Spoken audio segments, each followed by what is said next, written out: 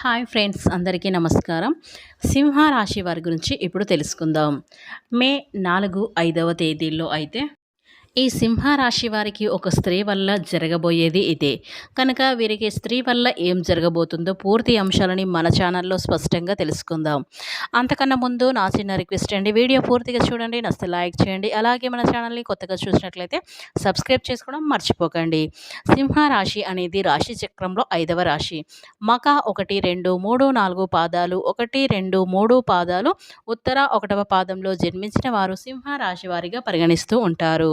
ఈ రాశి అధిపతి వచ్చేసి సూర్యుడు. ఓం శ్రీ షిరిడి సాయి జ్యోతిష్యాలయం ప్రముఖ ప్రఖ్యాత జ్యోతిష్య నిపుణులు, శ్రీ షిరిడి సాయి ఉపాసకులు. మీ 2 హస్తరేఖలు, ముఖ లక్షణం, జన్మ తేదీ, ఫోటో చూసి మీ జీవిత సంపూర్ణ భవిష్యత్తు వెంటనే చెప్పబడును. మీరు సంప్రదించవలసిన సెల్ నెంబర్ 9642355142.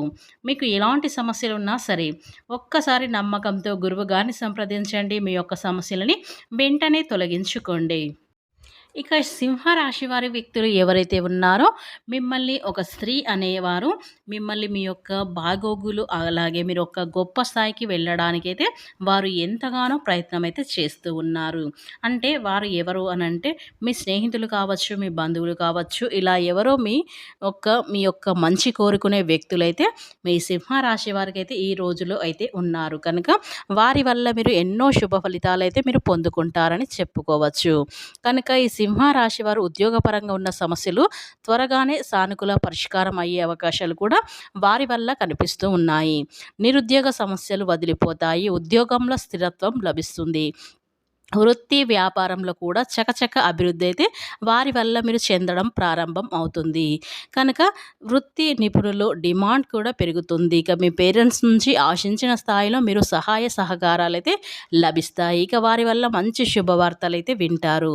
ఎన్నో కొన్ని ఊహించిన పరిమాణాలు మీ జీవితంలో చోటు చేసుకోబోతున్నాయని చెప్పుకోవచ్చు. ఇక ఈ సింహరాశి వారికి దీర్ఘకాలిక అనారోగ్యం నుంచి కూడా మీకు బయటపడటానికి అవకాశం కూడా ఉంది.